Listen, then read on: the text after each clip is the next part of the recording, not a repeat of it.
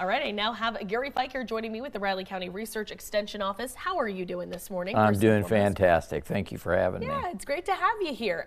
Okay, I'm very excited to learn about this today. I know you said I'm crazy if anyone wants to learn stuff, but I think it's so cool what you guys do over there. So, okay, we were talking about it a little bit in the break. What exactly is a forage test for people that don't know, aka me right here?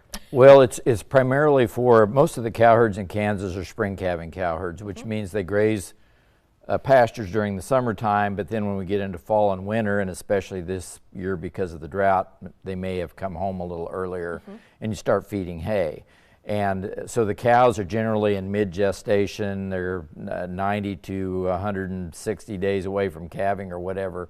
And so what you need to do is you need to pay attention to the nutrient balance of the feedstuffs that you're giving them. So forage testing is where you go out and take samples of the different hays that you have that you're going to feed the cows, whether it's brome hay, prairie hay, maybe Sudan grass hay, could be alfalfa. But go in there and check to see what nutrients you have available to the cows. I guess it sounds stupid, but I didn't realize there were so many different types of hay that are out there. Makes me sound a little ignorant, but I didn't realize there were so many different types. So what levels of protein and energy are essential in that hay that you're talking about? So the forage test, there's very different packages of tests available. You can get, the most important thing is to know what the dry matter is, which it's usually about 90% dry matter. Okay. You want to look at crude protein content. You want to look at energy, and you want to look at acid detergent fiber and neutral detergent fiber as well, because those things will affect the digestibility of the forage.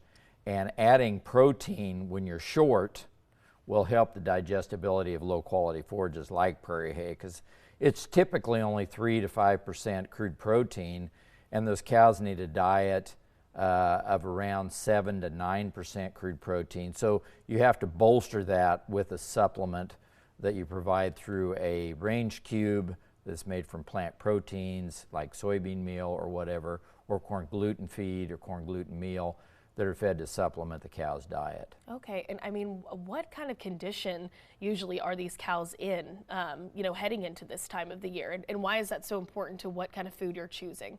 Well, that's a great point, and because of the drought this year, I think maybe our cows came home a little thinner than they might have normally.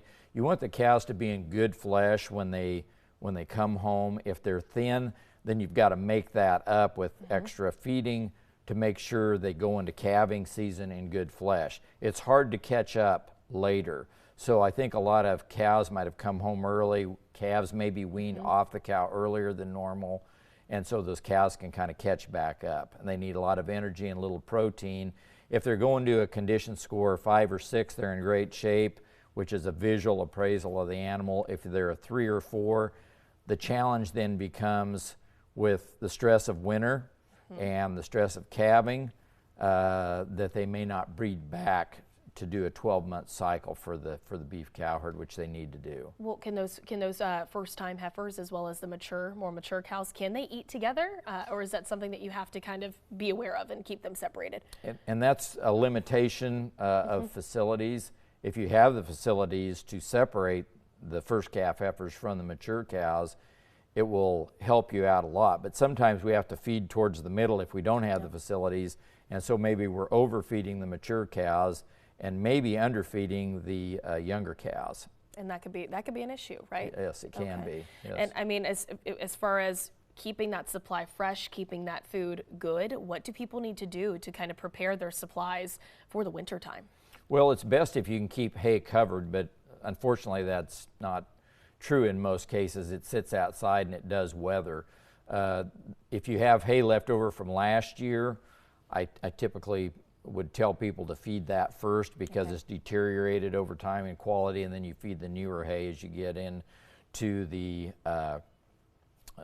calving season. And just 90 days pre-calving is probably the most critical period in time for cows, for the nutrition and for them going into calving.